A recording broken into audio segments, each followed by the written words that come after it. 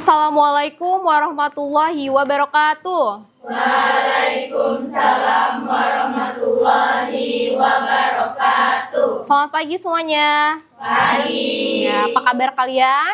Alhamdulillah baik. Oke. Nah, baik. Hari ini kita akan melanjutkan pembelajaran dari jurusan Tata Busana. Mengawali kegiatan hari ini, sebelumnya kita sudah belajar nih ya di minggu lalu, yaitu tentang proses pengukuran tubuh. Sebelum kita melanjutkan ke materi berikutnya, Ibu ingin bertanya kepada kalian, siapa di sini yang bajunya agak kebesaran? Ibu, Oke, Nawa, kenapa tuh bajunya? ini Bu lengannya kepanjangan sama ini bajunya kelebaran ini. Nah, jadi kenapa tuh ada teman kalian yang bajunya ternyata kebesaran? Apa hubungannya dengan materi hari ini? Nah, untuk mendapatkan ukuran baju yang pas dan sesuai dengan badan kita, perlu dilakukan proses pengukuran dan pembuatan pola yang tepat. Nah, hari ini kita akan memasuki materi yaitu pola dasar tata busana. Kemudian, guru menjelaskan tujuan pembelajaran dan menjelaskan materi pengantar dalam proses pembuatan pola.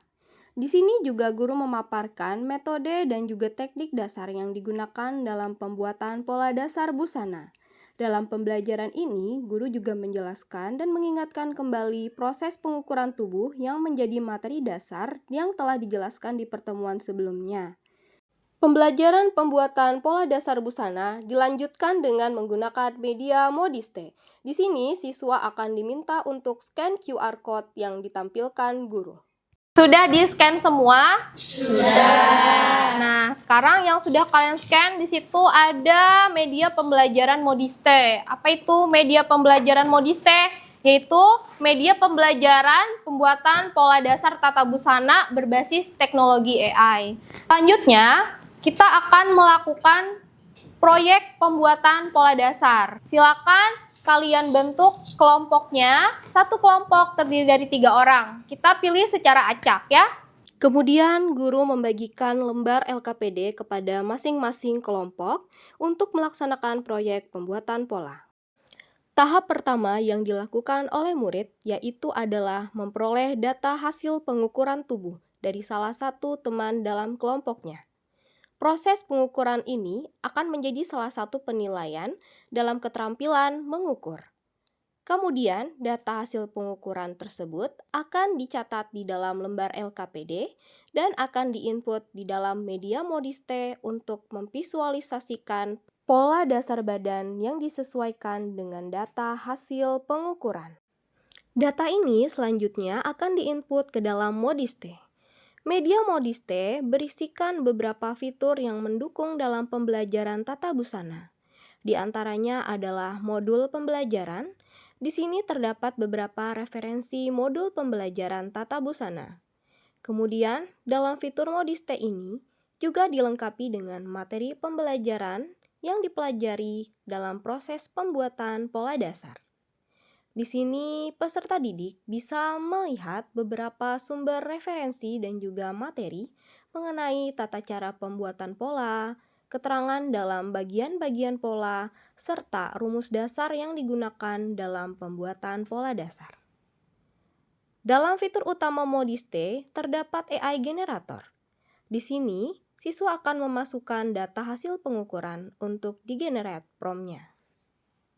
Selain itu, dalam Modiste juga dilengkapi dengan latihan soal, sehingga dapat mengukur keterampilan dan kemampuan pemahaman terhadap materi. Kan datanya di Modiste ya, nah ini petunjuknya sudah dibaca. Oke, dipilih dulu kamu mau yang mana? Mau kemeja atau blus, atau gamis, atau kaos? Meja. Oke, boleh. Nah, kemudian pilih pola bagian depan. Nah, silakan diisi untuk data hasil pengukurannya tadi ya. Setelah murid memasukkan data hasil pengukuran tubuh, kemudian Modiste akan melakukan proses generate prompt, di mana akan dihasilkan prompt yang disesuaikan dengan pola dasar yang akan dibentuk.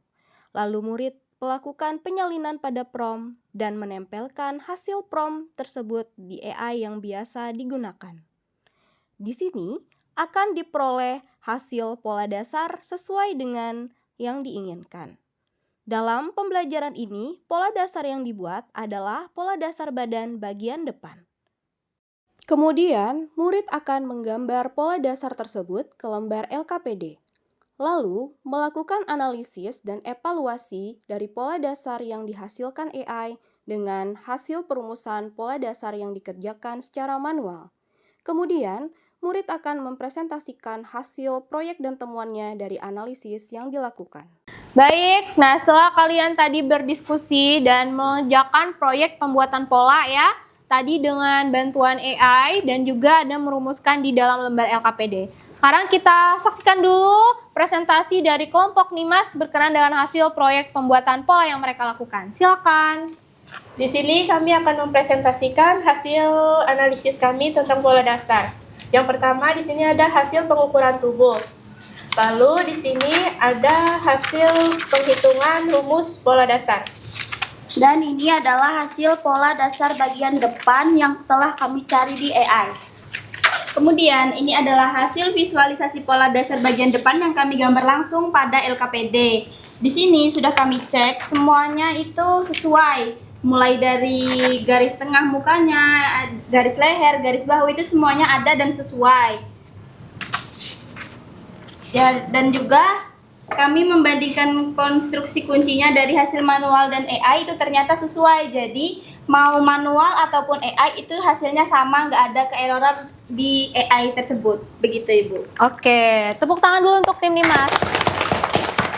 Ya, nah berarti tadi dari hasil yang kalian dapatkan ya, dari hasil AI yang diperoleh, dari generate prompt tadi di Modiste, kemudian kalian juga membuat pengukuran secara manual. Hasilnya sama ya? Sama Ibu. Oke, sama berarti tidak ada ya error. Ya. Bu, izin bertanya, Iya, silakan Nabila. bagaimana jika terdapat kesalahan perhitungan dalam prompt sehingga gambar yang dihasilkan oleh AI tidak sesuai?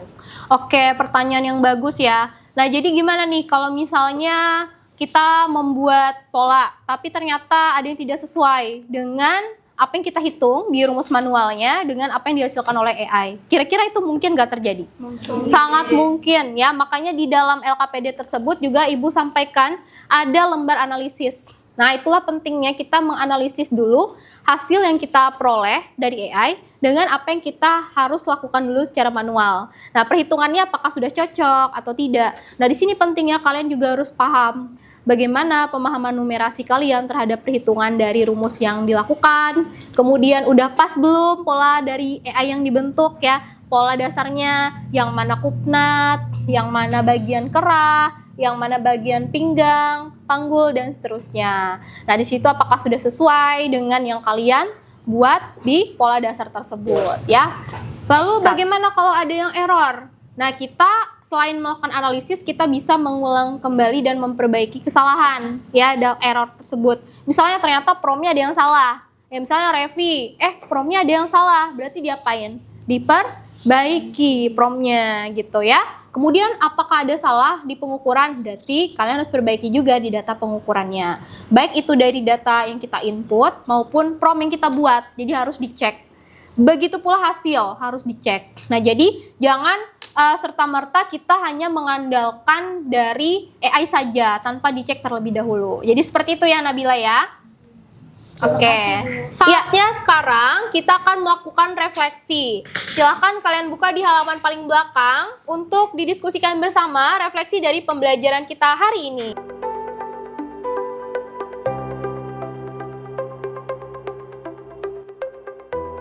Nah, sekarang saatnya kita mengerjakan latihan soal. Silakan semuanya buka dulu media Modiste-nya, lalu kamu klik latihan soal. Nah, silakan diklik latihan soal pada pola dasar busana ya, yang kita pelajari hari ini. Nah, jadi sudah selesai mengerjakan latihan soalnya? Sudah. Sekarang kita akan beralih ke kesimpulan.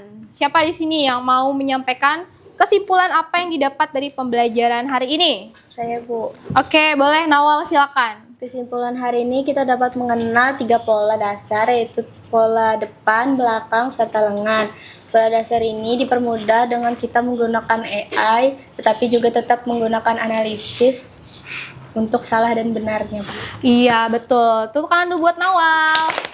Menurut kalian, apakah AI itu menjadi satu-satunya yang bisa kita gunakan untuk kehidupan sehari-hari, ataupun dalam pembelajaran, ataupun dalam membuat pola ini sendiri? Siapa yang mau menjawab? Saya, Bu. Novel. Ya Bu, menurut saya AI itu bukan satu-satunya sumber, tetapi hanya sebagai alat bantu kita untuk mengerjakan tugas-tugas.